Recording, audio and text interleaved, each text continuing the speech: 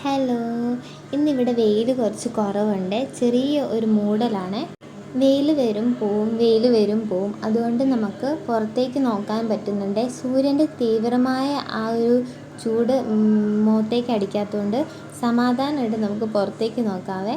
നമ്മൾ പുറത്തെ കാഴ്ചകളെന്ന് പറഞ്ഞു കഴിഞ്ഞാൽ മയിൽ, പിന്നെ പശുക്കൾ, തത്ത, മൈന, അണ്ണാരക്കണ്ണന്മാർ, ഇതൊക്കെയാണ് നമ്മുടെ ഇവിടുത്തെ കാഴ്ചകൾ.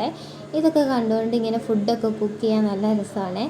ഞാൻ ഇടയ്ക്കിടയ്ക്ക് ഇങ്ങനെ ഫുഡിന് അരിഞ്ഞുകൊണ്ടിരിക്കുമ്പോൾ ജനലിൻ്റെ അടുത്ത് വന്നിരുന്ന് ഇത് നോക്കിക്കൊണ്ടിരുന്ന് കട്ട് ചെയ്യുവേ.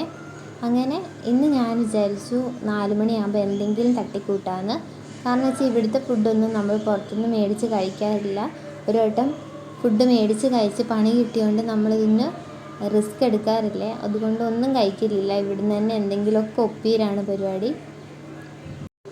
വടയാണോ എന്ന് ചോദിച്ചാൽ വടയല്ല, ഉള്ളിവടയാണോ എന്ന് ചോദിച്ചാൽ ഉള്ളിവടയല്ല, പക്കവടയല്ല. ഇതിൻ്റെയൊക്കെ ഇടയിൽ പെട്ട ഒരു സംഭവമാണ്. എന്തെങ്കിലുമൊക്കെ കഴിക്കണ്ടേന്ന് വിചാരിച്ചിട്ട് നമ്മളിങ്ങനെ തട്ടിക്കൂട്ടുന്നതാണ്. പക്ഷേ നമ്മളിത് 2ാമത്തെ വട്ടമാണ് ഇത് ഉണ്ടാക്കുന്നത്.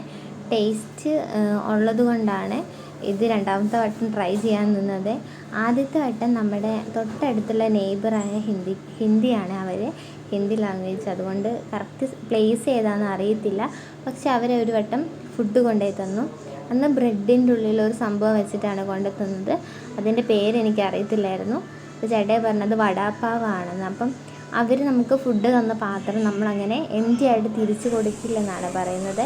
അതുകൊണ്ട് നമ്മൾ അതിനകത്തേക്ക് എന്തെങ്കിലും വെച്ച് കൊടുക്കണ്ടേന്ന് വിചാരിച്ചിട്ട് ഞാൻ ഈ പക്കാവട പോലെ ഉണ്ടാക്കിയായിരുന്നു.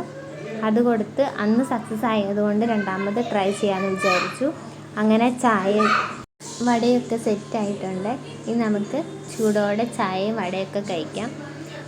എങ്ങനെയുണ്ടെന്ന് ചോദിച്ചാൽ ഓക്കെയാണ്. നമ്മുടെ പക്കാവട ഉള്ളിവടയുടെ ഒക്കെ ഒരു ടേസ്റ്റാണ്.